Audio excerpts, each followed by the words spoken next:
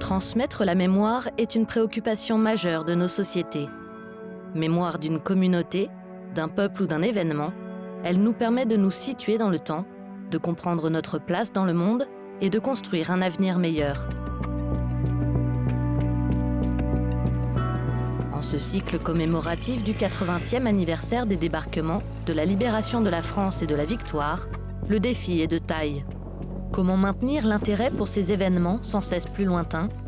Comment faire perdurer le devoir de mémoire quand les témoins disparaissent peu à peu? Cette transmission est aujourd'hui stimulée par des outils plus ludiques. Parmi eux, les réseaux sociaux, le tourisme, les bandes dessinées ou encore les escape games. Rencontre avec les nouveaux passeurs de mémoire.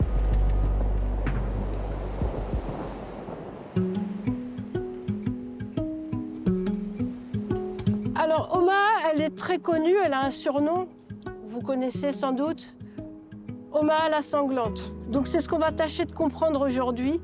Pourquoi est-ce que cette plage, elle a ce surnom-là? Pourquoi est-ce qu'Omaha, c'est Bloody Omaha? Il se trouve que c'est sur cette plage-là qu'il va y avoir le plus grand nombre de victimes le 6 juin. Découvrir les plages du débarquement autrement, c'est la promesse de l'association Eolia Normandie. Le concept, une randonnée en fat bike, des vélos tout-terrain et électriques. Aujourd'hui, la balade est encadrée par Véronique Lefranc. C'est la meilleure façon de visiter cette plage. La plupart des touristes, ils s'arrêtent sur 2 monuments emblématiques. Ici, les Braves et puis Dock Green à Vierville. Voilà, c'est là que vont tous les cars. Ils vont aussi au cimetière américain. Mais avec cette façon de visiter la plage, on va dans les endroits où les autres touristes ne vont pas. En fait, on a accès à des endroits un petit peu secrets, un petit peu différents. Et puis, on est dans la situation des militaires américains. On est au niveau du sol.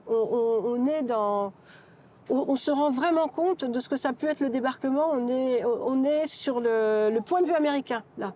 Et puis, en posant les vélos, en montant sur la falaise, on passe sur le point de vue allemand. Et là, on voit les choses de l'autre côté de la médaille.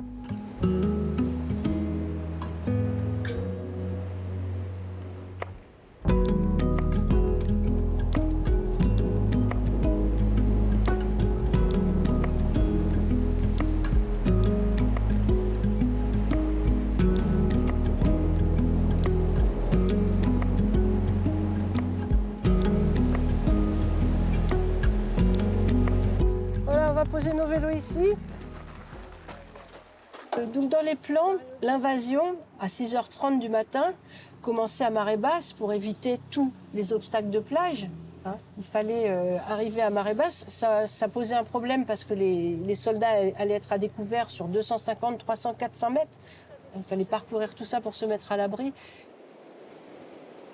Voilà, alors on va s'arrêter ici. Explication du déroulé des combats. Visite de blocos, découverte des monuments mémoriels. L'excursion plonge Marie-Odile et Alain dans les pas des soldats alliés lors du débarquement du 6 juin 1944. Vous savez que tous les blocos sur le mur de l'Atlantique, les Allemands ont utilisé plein de stratagèmes pour les camoufler. Ils étaient peints. Parfois, on peignait des fenêtres, des portes pour faire croire que c'était des maisons. On tendait des filets, on les couvrait de feuillages, de branches, etc. Donc voilà, dans un des blocos du WN, ce qui est très frappant ici, c'est qu'on voit encore la trace des combats. Et si vous allez de l'autre côté, ici aussi sur les côtés, là. On imagine un petit peu ce qui a pu se passer, bien que il y a que celui qui y était qui peut vraiment donner le ressenti qu'il a eu à ce moment-là.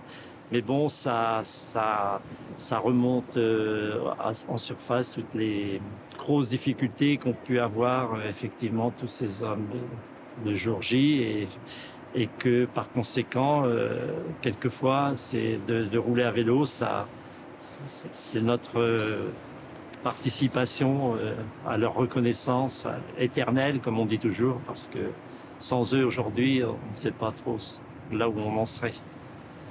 C'est de la reconnaissance et puis refaire vivre la mémoire de toutes ces personnes qui ont vécu ça. C'est un ressenti très profond pour moi-même et pour l'enseigner à mes petits-enfants après et leur faire découvrir tout ça.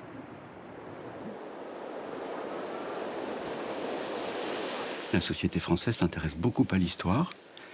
C'est un phénomène assez étonnant parce qu'il est peut-être propre à la France. J'en veux pour preuve, par exemple, l'affluence considérable du public lors des rendez-vous de Blois qui ont lieu chaque année au mois d'octobre. À Créteil, il existe un festival d'histoire populaire également qui a beaucoup de succès. Donc oui, l'intérêt est très fort. L'histoire, c'est un processus de connaissance, de construction de connaissances historiques qui vise à attester la vérité des faits, comme on le disait au XIXe siècle. Ça ne veut pas dire que c'est une vérité définitive, c'est une vérité temporaire qui est constamment révisée parce qu'il y a de nouvelles archives qui surgissent, de nouveaux questionnements, des tournants historiographiques importants, etc. La mémoire, c'est tout autre chose parce que c'est un récit, mais c'est un récit qui vise à établir une filiation entre le passé, le présent et le futur. Aujourd'hui, c'est le grand jour pour Louis Tessédou, professeur d'histoire, et ses élèves de bac pro de la cité scolaire d'Amiens dans la Somme.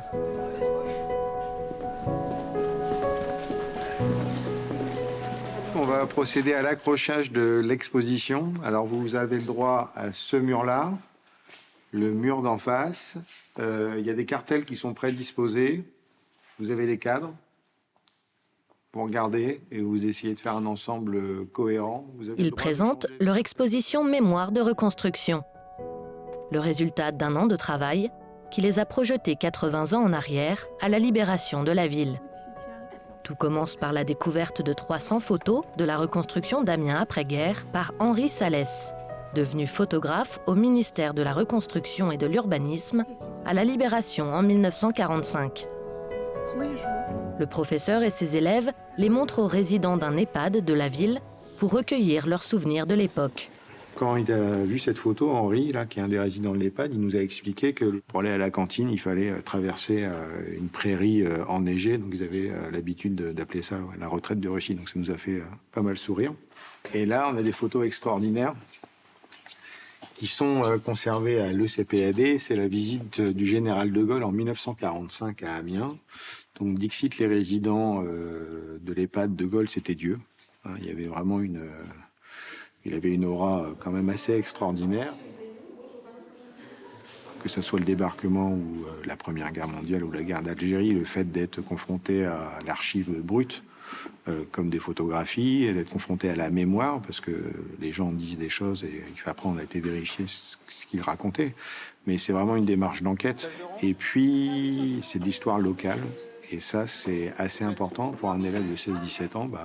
C'est redécouvrir sa ville, le passé de sa ville. Et ça, c'est quand même une carte à jouer assez importante parce que ça résonne tout de suite en elle. Je me dis que c'est un travail de mémoire et que c'est important de garder l'histoire des personnes qui étaient là avant nous. Et que eux, ils étaient là pour le voir. Et nous, maintenant, on est là pour l'entendre. Aujourd'hui, on va faire venir quelques résidents qui ont participé au livre, ceux qui nous ont fait écouter leurs témoignages. J'ai hâte parce que je me dis qu'ils vont être contents de voir que leur histoire ne sera pas oubliée. Et pour le remerciement, vous m'avez donné de la confiture. Pour garder une trace de cette expérience, le professeur a eu l'idée de faire un catalogue de l'exposition. Derrière la conception, des étudiantes de la cité scolaire. Par exemple, là, on peut voir des illustrations des résidents de l'EHPAD d'Amiens. Et puis après, par la suite, tout ce qui est témoignages, illustrations, qui est mis en scène avec des photographies d'archives de la ville d'Amiens. Donc là, on peut voir l'arrivée du général de Gaulle à Amiens. Souvent, on se balade dans les rues sans forcément savoir que ça a été reconstruit de telle manière.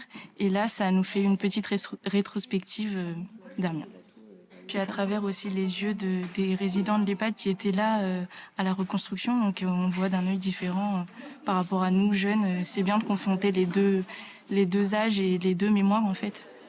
Le projet a été récompensé du label de la Mission nationale Les 80 ans de la Libération. Une distinction qui leur a valu d'être invités à la cérémonie du débarquement à Omaha Beach. Moi, j'ai l'habitude de dire que la République, ça se pratique. C'est des élèves qui sont des futures citoyennes. Donc, il y a des anciennes générations, il y a des nouvelles générations. Ah, voilà, l'histoire, c'est une science sociale. L'histoire, ça se pratique.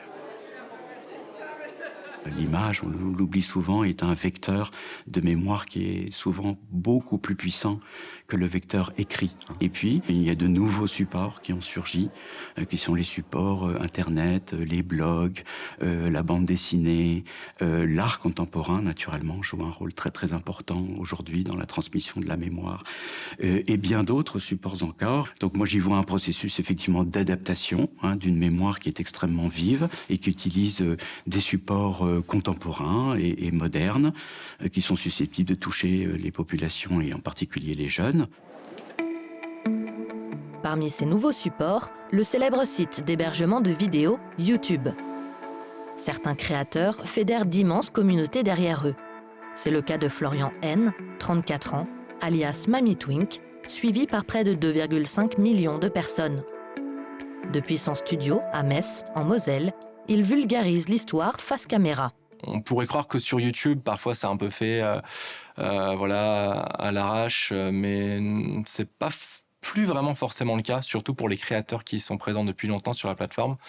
Nous, un épisode d'Histoire de guerre, c'est en général au moins 6 mois de travail, sachant que l'ensemble du processus est validé et vérifié par un historien qui fait figure de conseiller historique pour s'assurer de la véracité historique de nos propos. La démonstration de force. Sur YouTube, en général, la tendance, ça va être de se mettre soit en avant, c'est le youtubeur qui va prendre sa caméra, aller vloguer, raconter des histoires face caméra, ce qu'on a fait pendant longtemps. Au bout d'un moment, on a décidé de prendre le contre-pied et de mettre les images en avant. On peut passer parfois des heures entières à fouiller des bases de données, des albums, scanner en ligne pour trouver des pépites qui vont vraiment sublimer le reportage. Et donc, dans nos recherches, on est un jour par hasard tombé sur la base de données de CPAD, donc Images Défense. Et rapidement, on a noué contact avec les équipes de CPAD jusqu'à, après plusieurs mois de discussion, arriver à signer un partenariat. Mamie Twink est la première chaîne YouTube à signer en juillet 2023 un partenariat avec l'établissement. Le 7 mai 1954. C'est désormais aussi le cas de La Folle Histoire. Derrière ce pseudo, Thibaut Bourdin, 23 ans et 900 000 abonnés. J'avais envie de parler de la guerre d'Indochine parce qu'on était au niveau des 70 ans de la bataille de Dien Bien Phu. Donc j'avais vu qu'ils avaient déjà travaillé avec d'autres créateurs, notamment Mamie Twink, Loïc Germer. Et je me suis permis de les contacter en leur demandant est-ce qu'on pourrait faire quelque chose ensemble. Et ils ont accepté de m'accompagner sur cet épisode où ils m'ont offert les droits d'utilisation. J'ai été sur la banque Images Défense, sur laquelle qui répertorie toutes les photos, les vidéos que recense le CPAD. J'ai fait une sacrée sélection que je leur ai envoyée. Eux, ils se sont chargés de tout numériser, de me l'envoyer pour pouvoir directement l'intégrer dans mon montage. Sur sa plus riche colonie, longtemps occultée par la guerre d'Algérie, la sale guerre, comme certains l'ont surnommée à l'époque, a pourtant une vidéo déjà vue près de 450 000 fois. Essayer de trouver une bonne accroche, comment maintenir un certain garder l'intention du spectateur. On sait que c'est un petit peu le sujet maintenant, surtout à une époque où les gens sont de plus en plus habitués à des formats très courts, de moins d'1 minute. Je sais qu'il y a des formats qui sont parfois plus adaptés aux plus jeunes, mais avec lesquels je suis moins à l'aise, mais il y en a qui le font très bien. Je pense à par exemple Yann Bouvier qui est professeur d'histoire de géographie et qui a un compte TikTok qui marche très bien, et donc il sait s'adresser aux jeunes bien mieux que moi alors qu'il est plus âgé. Donc voilà, il y a plein d'autres moyens de s'adresser aux jeunes. Chaque époque a de nouveaux formats, de nouvelles façons de raconter l'histoire, et donc à chaque fois il y a les bonnes personnes pour s'approprier les bons formats. Aujourd'hui les amis, je vous propose de découvrir une histoire très particulière. Score des 10 dernières vidéos chez Mamie Twink, entre 350 000 et 3 millions de vues. Ces youtubeurs ont trouvé la formule magique pour parler aux plus jeunes. Nous, notre façon de transmettre l'histoire, c'est avant tout de la transmettre avec passion. Mais voilà, on essaye de le rendre palpitant, prenant, pour que ça marque, et peut-être qu'après le spectateur, il se dise « Ah, mais je vais un petit peu me renseigner dessus », ou peut-être même aller visiter le lieu en question sur place. Ce qui arrive assez fréquemment quand on réalise des vidéos sur des lieux spécifiques. Et l'année passée, on a réalisé un documentaire sur un fort qui avait servi pendant la Seconde Guerre mondiale de lieu de détention de résistants. Ça a rencontré un vif succès, et dans les jours qui ont suivi l'apparition et les semaines, il y a eu un gros pic de fréquentation, et ça c'est génial. Nous on est trop contents parce qu'on se dit que si on peut contribuer à faire connaître des lieux méconnus et perpétuer l'histoire parfois même locale ou régionale, bah, c'est qu'on a gagné. André Malraux, Émilienne Moreau-Évrard, Hubert Germain, vous avez peut-être déjà vu ces visages dans Paris. Ces portraits réalisés au pochoir sont l'œuvre de l'artiste urbain Christian Guémy, alias C215. Son sujet de prédilection, les figures historiques. L'intérêt de l'art urbain par rapport à d'autres formes mémorielles comme les sculptures ou les bas-reliefs ou toutes ces choses-là, c'est qu'on est dans de la mémoire soft. On se glisse dans des interstices de la ville. Et notamment, là, avec ce mobilier urbain-là, une transformation d'un objet qui n'a pas vocation à devenir un objet mémoriel. Et aussi d'œuvres mémorielles qui sont réversibles. C'est-à-dire qu'on peut très bien réaliser le portrait à l'occasion d'une commémoration d'une figure à un emplacement donné, et que un peu plus tard, cette œuvre et cette figure ne s'y trouvent plus. C'est donc aussi aller au-delà de toute la thématique du boulonnage, déboulonnage des sculptures. Je pense qu'au XXIe siècle, on est de plus en plus dans cette approche où la mémoire, elle est inscrite dans le temps présent et non plus pour l'éternité. Artiste aux multiples engagements, Christian Guémy s'est progressivement tourné vers des œuvres à caractère mémoriel. Une démarche qui l'a conduit fin 2023 à devenir peintre des armées et à mettre son talent au service de l'institution militaire.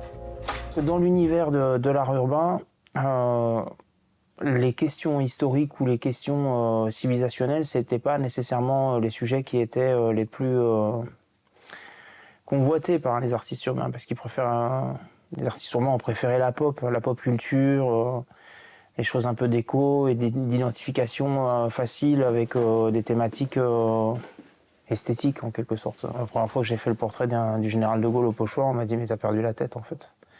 Qu'est-ce que tu fais quoi ?» Mais voilà, moi je voulais aider à donner des supports, à créer un imagier qui nous permette de réfléchir à nos référentiels, nos repoussoirs, référentiels d'attraction, de répulsion,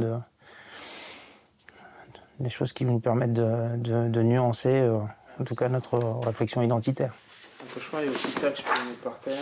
Je sais pas si vous je suis un des rares artistes du milieu de l'art urbain qui s'intéresse à ces questions et surtout qui prend l'initiative de le faire, parce qu'on est toujours à la frontière d'entendre qu'on serait ringard en fait à aborder ces thématiques. Moi ça me plaisait, donc j'ai pas eu beaucoup à me forcer. Peut-être que j'aurais gagné 10 fois mieux ma vie si j'avais continué à faire que des petits chats et des Frida Kahlo, mais j'ai voulu faire aussi des résistants, des figures politiques, des résistants au sens large, hein, des figures d'engagement citoyen. Voilà, c'est ce qui m'a plu. C'est ce qui m'a plu. On ne gagne pas un sou lorsqu'on fait le portrait de Samuel Paty, mais on parle à la société.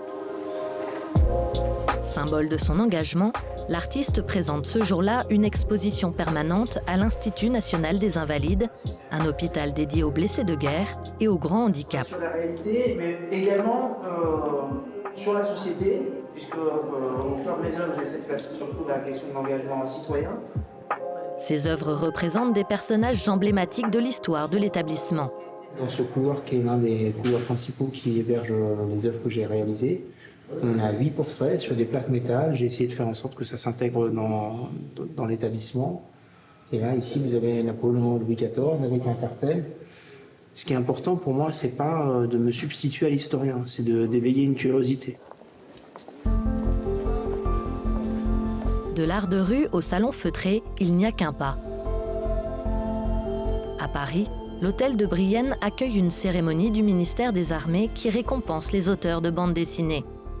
Aurore Donte, 25 ans, reçoit le prix jeunesse pour son ouvrage « Ginette Kolinka, récit d'une rescapée d'Auschwitz-Birkenau ». Je suis très honorée d'être là, vraiment très touchée de recevoir ce prix. Il y a tant de personnes que j'aimerais remercier. Là, je suis encore dans vraiment le tourbillon du moment, de l'événement. Je pense que je réaliserai vraiment plus demain quand tout sera redescendu. Mais ouais, très, très touchée, très honorée d'être là, franchement, de recevoir ce prix. Je pense très très fort à Ginette, vraiment. J'aurais vraiment aimé qu'elle soit là et qu'elle vive ce moment et qu'elle voit que ce soit les jeunes qui aient remis ce prix à son histoire. Mais ouais, un peu sonnée. Ginette Kolinka a passé sa vie à témoigner devant les jeunes générations de son expérience durant la Seconde Guerre mondiale. Un jour, en 2019, elle croise la route d'Aurore Donte, alors âgée de 19 ans. Cette rencontre, elle m'a vraiment bouleversée, elle m'a vraiment marquée parce que en face de moi, j'avais une dame âgée qui avait 94 ans à l'époque et qui me parlait de ses 19 ans au moment où moi j'avais 19 ans. Je me suis pris une claque énorme et moi qui suis passionnée de dessin et d'écriture depuis que je suis toute petite, je me suis dit mais en fait l'histoire de cette femme est tellement bouleversante qu'il faut absolument en faire une bande dessinée. En parallèle de ses études d'ingénieur, Aurore va travailler sur cette bande dessinée pendant 4 ans. Spontanément, je suis allée vers ce format-là parce que c'est ma sensibilité, mais aussi et avant tout, c'est Ginette qui le dit, ça vient toucher tout un autre public qui peut-être n'aurait pas eu accès à son histoire parce que voilà, peut-être, la lecture, parce qu'elle a déjà écrit des livres, c'est quelque chose qui ne leur aurait pas été accessible. Je pense notamment aux plus jeunes et qui est vraiment le cœur de cible de son témoignage, parce que Ginette, elle a de cesse de parcourir les écoles, les établissements scolaires pour transmettre son témoignage aux jeunes. Et donc pour ça, la bande dessinée avec ces dessins en plus montrés qui est relativement rond permet de toucher ce cœur de cible-là. Son ouvrage a été présenté au Festival international de la bande dessinée d'Angoulême en 2023. Une reconnaissance de ses pairs, mais aussi de ses lecteurs, parfois plus jeunes qu'elle. Parmi les retours qui me marquent le plus, c'est forcément, ça va être les collégiens, ça va être les plus jeunes. Moi, quand je vois un ado de 12-13 ans qui a la BD entre les bras et qui commence à la lire et qui me dit qu'il l'a lu dans son CDI, qu'il veut absolument l'acheter parce qu'il l'a adoré. Moi, je me dis, c'est vraiment ça que Ginette voulait et c'est vraiment tout le but de cette bande dessinée. Il y a des moments où on a besoin de chercher dans le passé des choses qui puissent nous aider à construire le futur. Alors je crois que le récit mémoriel a une force bien plus importante que le récit historique en particulier parce qu'il repose sur des mythes qui sont très profondément ancrés dans la culture. Un livre d'histoire, honnêtement, c'est souvent assez ennuyeux. Un récit de mémoire, c'est un récit vivant, c'est un récit qui joue sur les émotions et qui est beaucoup plus prenant qu'un récit d'histoire. Ça fait aucun doute. Ces adolescents vont en faire l'expérience à Rennes, en Ille-et-Vilaine, où ils s'apprêtent à participer à un jeu de piste théâtralisé. Depuis le balcon de l'hôtel de ville, ce comédien costumé sous les traits du maire collaborationniste de l'époque, René Pathé, donne le départ. Qui est volontaire pour être chef de groupe? Le but, faire revivre la libération de Rennes du 4 août 1944 à 200 collégiens et lycéens. Avec donc des endroits où aller dans l'ordre. Organisé par l'Office national des combattants et victimes de guerre et encadré par des militaires, cette escape game XXL se veut une manière ludique et immersive de s'intéresser à l'histoire. Un escape game, ça apporte un côté ludique qui fait revivre, qui donne des émotions. Les jeunes, vous les voyez courir partout, il y a de l'adrénaline, ils se posent des questions, donc du coup, ils sont beaucoup plus impliqués. Alors effectivement, à la fin de la journée, ils ne vont pas retenir tout ce que les comédiens leur ont apporté comme information historique, mais ils vont quand même avoir les grandes lignes et ils vont surtout se souvenir de cette journée comme une enquête, un vrai jeu de piste et une véritable adrénaline. Indice numéro 2, on repart à la place de l'hôtel de ville, sous le beau temps rennais.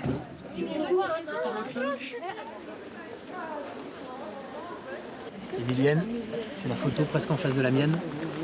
Le long du parcours, des comédiens incarnent des personnages historiques. Chacun dispose d'un indice. Tout l'intérêt d'avoir des comédiens et des comédiennes comme on a là, c'est qu'ils sont vraiment tout terrain, ils sont capables de tout jouer. Et donc, même s'ils ont une énigme à faire, ils peuvent sortir de l'énigme, les emmener sur autre chose, et surtout de communiquer entre les personnages. Donc ils voient des liens se tisser entre les personnages qui étaient historiques en fait. En fait, c'est plus immersif de le faire comme ça que derrière un bureau. On bouge, on va voir des personnages, puis ils nous mettent dans le jeu, ils sont déguisés et tout. C'est une nouvelle manière aussi de diffuser la mémoire, de transmettre la mémoire à une jeune génération dont les grands-parents n'ont peut-être pas connu la Seconde Guerre mondiale. Allez, go, go, go, go, go! Fin du jeu, l'énigme est résolue. Les apprentis résistants fêtent la victoire devant l'hôtel de ville. Dès qu'on s'amuse, on se souvient mieux. Et de juste leur donner les infos sur la Seconde Guerre mondiale, on voyait bien que c'était un peu compliqué et puis qu'il passait à autre chose très vite. Alors que dès qu'on les implique dans des actions, des énigmes, où on leur donne des noms, peut-être ils ne se souviendront pas de tout, mais il y a des informations qui vont rester à vie puisqu'ils les ont vécues, évidemment pas comme à l'époque, mais ils ont vécu des choses cet après-midi-là. Bonne journée à tous, soyez heureux et heureux aussi.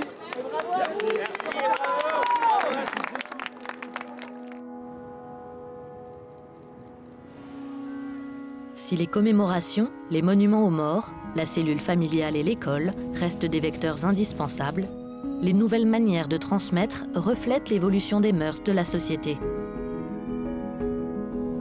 Une société tournée vers le numérique et le divertissement, mais toujours aussi passionnée par son histoire.